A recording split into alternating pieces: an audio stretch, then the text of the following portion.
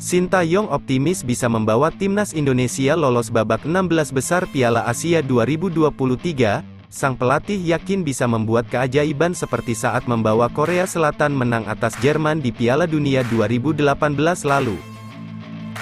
Walaupun timnas Indonesia sudah menelan kekalahan pada laga perdananya di Piala Asia 2023 atas timnas Irak dengan skor 1-3. Hasil tersebut tentu bukan skenario yang ideal bagi skuad Garuda, sebab, pada awalnya, Sintayong memasang target minimal meraih 1 poin dari Irak, namun, tidak ada poin yang didapat timnas Indonesia dari hasil tersebut. Kini, timnas Indonesia berada di dasar klasemen grup D Piala Asia 2023, dan peluang untuk lolos babak 16 besar makin rumit. Sebenarnya peluang timnas Indonesia lolos ke babak 16 besar Piala Asia 2023 belum tertutup. Apalagi, masih ada peluang lolos lewat peringkat ketiga terbaik. Sintayong pun masih optimis dengan peluang tim merah putih. Dia yakin bisa mengulang kisah sukses Korea Selatan di Piala Dunia 2018. Saat itu, Korea Selatan mengalahkan Jerman pada laga fase grup. Seperti Anda katakan, kekalahan 1-3 ini membuat kami mungkin kesulitan untuk melaju ke 16 besar, ucap Sintayong.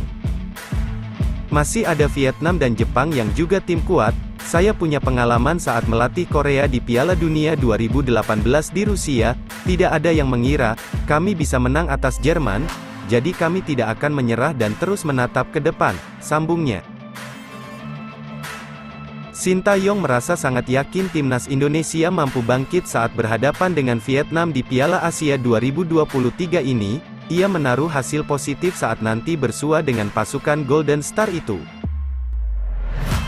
Timnas Indonesia sendiri akan bentrok dengan Vietnam pada laga kedua babak grup Piala Asia 2023. Pertandingan ini akan berlangsung di Stadion Abdullah bin Khalifa pada tanggal 19 Januari mendatang. Bagi kedua tim, kemenangan menjadi satu-satunya jalan untuk bisa naik ke peringkat ketiga grup.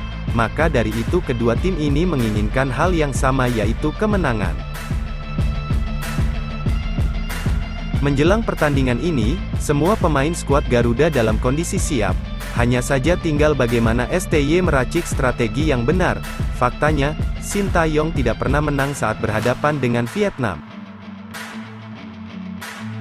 Dari 4 laga yang pernah dilalui oleh timnas Indonesia senior, Sintayong tidak pernah meraih 1 kali pun kemenangan. Tentu hal ini akan menjadi motivasi tersendiri bagi Sintayong dan pemain timnas Indonesia untuk menghapus rekor buruk ini.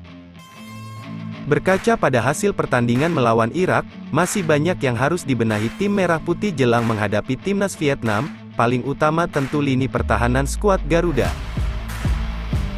Perubahan nyata pun diharapkan bisa terjadi saat timnas Indonesia menghadapi Vietnam pada laga kedua grup D Piala Asia 2023 ini. Sintayong harus benar-benar memutar otak untuk bisa menemukan racikan terbaik bagi timnya jelang laga tersebut. Tentunya juga timnas Vietnam tidak mempunyai kendala berarti ketika berhadapan dengan timnas Indonesia. Jika melihat head to head, Vietnam masih di atas Indonesia.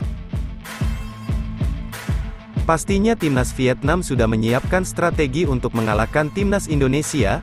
Apapun itu tentu The Golden Star ingin mencari kemenangan perdana mereka di Piala Asia 2023 ini.